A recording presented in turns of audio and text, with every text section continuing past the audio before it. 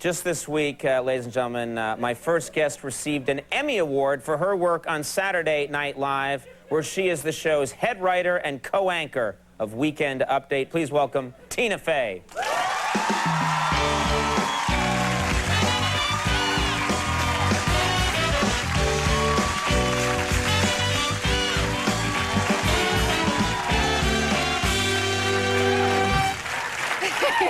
I swear to God, I've always, and maybe you'll go along with me on this, but I've always wanted to bring the guest out and the music keeps playing and there's no interview, we just dance the whole interview. Oh, I would, anytime, I would gladly. Okay, and people at home would be, what's happening? That would be... They think they've got like German television. Exactly. Das Lundeschlieden.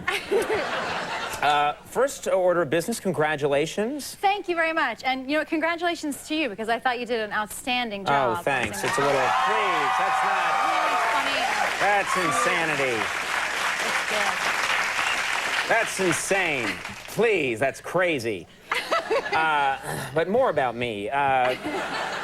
This is a great thing. You guys won an Emmy for your writing. This is your first Emmy? Yes, it's my first Emmy. I'm very excited, and it was great because there's like, you know, like 60 writers on SNL, and we all got them.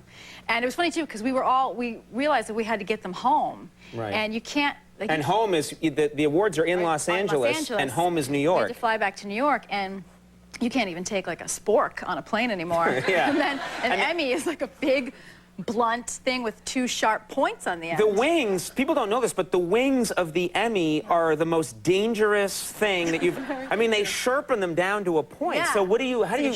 So one of the other writers, Doug, he called the airport, and they said if you put it inside your carry-on and close it, you can bring it on the plane. Which I thought was actually a huge breach of national security. Right. And this guy Doug was saying, he's like, that'll be the new Al-Qaeda training program, is they'll train them all to win Emmys. Like, all right, here's the plan. We get on the HBO. We get on HBO and you do a movie. And no, then ABC, HBO. Yeah, HBO, right. They promote it more, better chance of getting an Emmy. Like, I don't know, this is a bad plan. Now, do you like being in Los Angeles because it's such culture shock between New York and... I find it intimidating to go to Los Angeles. Why? Because somehow you leave your house, you get cleaned up, you go to the plane in New York, and somehow during the flight you turn into a hag. Because when you get off on the other end in Los Angeles, you're a hag. Because it's just like crazy hot ladies with like their boobs are like up here. Like I was in a store and there was a woman in like a fancy jewelry store, and she was wearing an exercise thong over some other shorts, and she was like crazy body, like cut triceps, beautiful hair like a mermaid. She turns around and she was like 100 years old. Like, ah! It is funny that everyone they're out of shape people. Yeah. If you flew them to New York and dropped them in the middle of the city, it would be the most buff people in the world. Yeah. It's ridiculous there. But you, I mean, and I don't want to embarrass you or anything, but I've had my eye on you, young lady. You're a very attractive woman. I mean, come on, you must work out. You must take good care of yourself. Now, Anybody want to fight me? Wow. Yeah, that's actually, yeah. Do you mind if I just keep... While we roam on? Yeah, right. I do go to the gym, and I started, like, now I'm working out with a trainer and all that stuff. Oh, okay. But I go to the gym pretty often, and my thing with the gym is, first of all, I forget that people might possibly recognize me, and I'll be in the locker room, and I look terrible. First of all, I go, like, looking really scruffy. But in the locker room, like, sometimes there's just naked ladies in the locker room, and I look at them, like, I get caught looking at naked ladies all the time. Anything else you want to tell us? But it's because some people, I don't know if it's a New York thing, but some people stay naked in the locker room way too long. And sometimes there'll be a lady who puts on just her bra, and then like nothing down below, nothing, and then does like 10 minutes putting on her makeup, or like there's always like a lady like on a cell phone, totally naked, calling the babysitter. It's crazy. Well, you know what? That's not just women, because the gym I go to, which is just across the street, there are guys that are just and they'll talk to me. They'll be like, "Yeah, I saw you on the Emmys the other night. That was some show." And they're just naked as the day they were born. Yeah. Everything's out, and they're just having these long conversations. And you're like, "Put some pants on." How can you not have pants on? Well, it's been done. Now, Saturday Night Live. Yeah. Starting up when? October 5th. Not this Saturday, but next Saturday. Now, you work, and I used to have this experience when Andy worked on the show, is that if I was anywhere and Andy wasn't with me, people were like, "Where's Andy?" Yeah. And if Andy was anywhere, like with his wife or his kid, you know, people would go like, "Where's Conan?" Like, they associate the two of you together. What's it like when you go someplace? Do people ever expect to see Jimmy Fallon with you? I think so, yeah. They asked me how he's doing and stuff. I was in, this summer, I spent the summer in Fire Island, and we went, one night, we went down to the Pines. This is you and your husband? My husband and I were in Fire Island, and we were in the Pines, which is this beautiful town at the other end that is predominantly like a gay town. And we went there for dinner, and we had a great time, and then nobody really recognized me or anything, but this guy at the end of the meal was like, "I love your show. Can I have your autograph?" And I was like, "Sure." And I'm writing, he goes, "I love your show, but next time you come here, you bring Jimmy Fallon, okay?" You bring Jimmy Fallon. He's like, "I'm not bringing Jimmy Fallon to the Pines. We'll be like torn apart like a gazelle." Like, fur and bones and...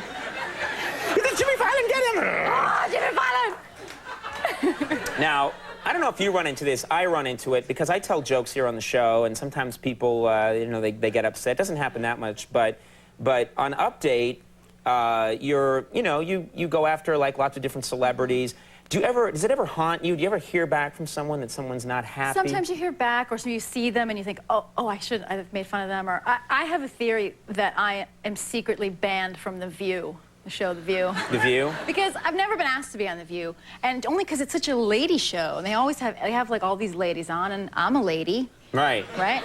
And I've never been asked, but I think there's probably like a memo somewhere that says like, "Made fun of Star Jones, do not book on The View." Because we've done Star Jones jokes. You've done Star Jones jokes, yeah, and she gets mad. We said she was like the Kool-Aid man one time, and she was gonna into the wall.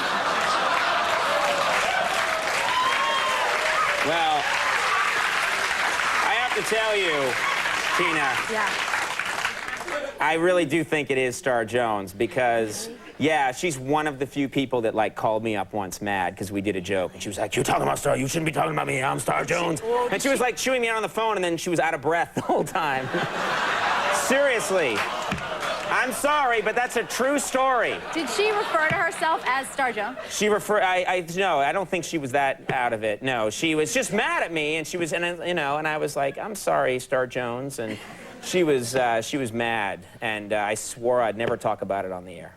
So this is all cutsies right now. Oh no. Send it on out there. What do I care? Now you have this is exciting because on top of the Emmy. Yeah. And just things are going great on Saturday Night Live, and you've got heat on you now. You've got Emmy heat. I've got stink and heat. No, just heat. Oh, okay, just heat. Yeah. That was weird.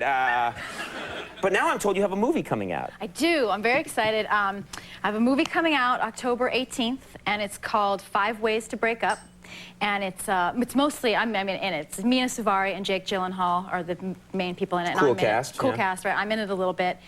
Mina plays she works at a magazine, and I play her mean publisher boss. And we have a clip, if that's okay. Yeah, I'd love to see. This sounds like a... yeah. What's the setup? All you need to know about this is that we're all, we're late. We're trying to get to this wedding. We're all late for a wedding. So it's me and Jake Gyllenhaal and Mina Suvari. Let's take a look at this clip from 5 Ways to Break Up. 5 Ways to Break Up. Let's take a look.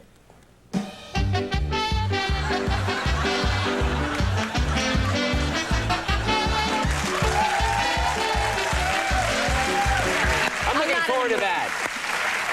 I'm not really in a movie at all. You're still not in a movie, are you? Okay. Someday you'll be here with a real movie clip. No, I won't. Never. Saturday Night Live's new season begins next weekend with host Matt Damon and musical guest Bruce Springsteen and the E Street Band, and our friend Max. And Max will be there. Will be there too. Cool. And congratulations. Thank you. You too. Terrific job. Funny as always. Tina Fey, Joe Pantoliano coming up. We'll take a break. We'll be right back. That was killer.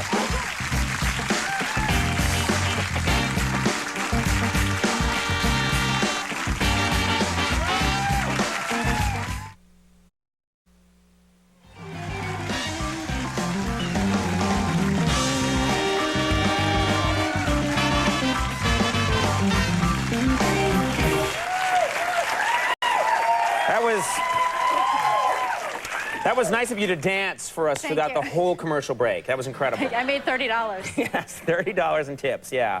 All right, big show tonight. Big show coming up tomorrow night.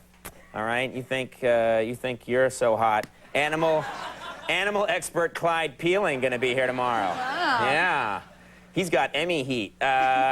From Crossing Jordan, Jill Hennessy's going to be here, and musical guest Peter Gabriel. So watch that show. It's going to be a good show.